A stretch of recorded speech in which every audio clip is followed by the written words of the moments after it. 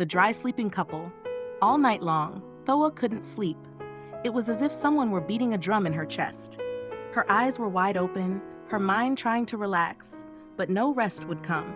It felt just like the night before her older sister's wedding years ago. Back then, Thoa had whispered mockingly, "Why is Sis being so dramatic?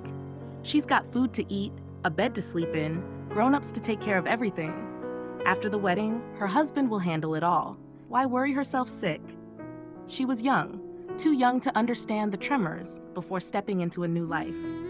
Now, years later, Thoa found herself in that same uneasy state, only in a very different situation.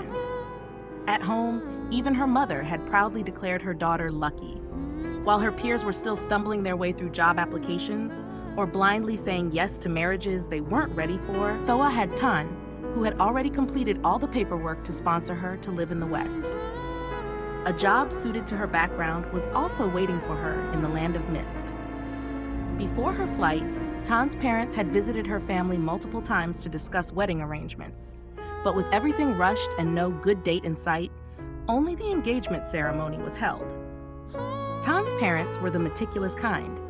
Even in choosing a wife for their son, they had quietly kept an eye on Thoa since she was still in high school, charmed by her beauty, her gentle manners, and the family's well-rooted values.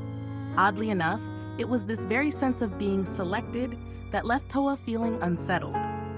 As the departure date neared, so did her unease. She kept wondering, was it Tan who truly wanted her, or was it his parents? In a foreign land, what she needed most was love. But what if that love wasn't strong enough? Thoa had barely warmed her seat in this new country when both families back home held the wedding. Everything was well prepared.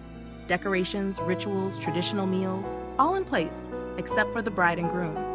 It felt like a wartime wedding, but even wartime brides had someone in the rear. Here, both bride and groom were absent. Her heart grew heavier when, early that morning, Tan had already left for work. The night before, while Thoa lay restless in one room, Tan had been busy in the other, tapping away at his laptop deep into the night. Work had kept him away. He'd come home with bags filled with documents and materials to sort through. Since Thoa's arrival a week ago, he hadn't taken a single day off. Though Tan treated her kindly, Thoa still felt a quiet ache. They hadn't had the time to talk properly.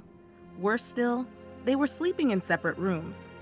On paper, they were husband and wife, but in reality, it felt like an emotional ocean stretched between them. Then, her younger sister called, saying the groom's family was on the way to receive the bride. Her heart nearly burst from her chest. From this day on, she was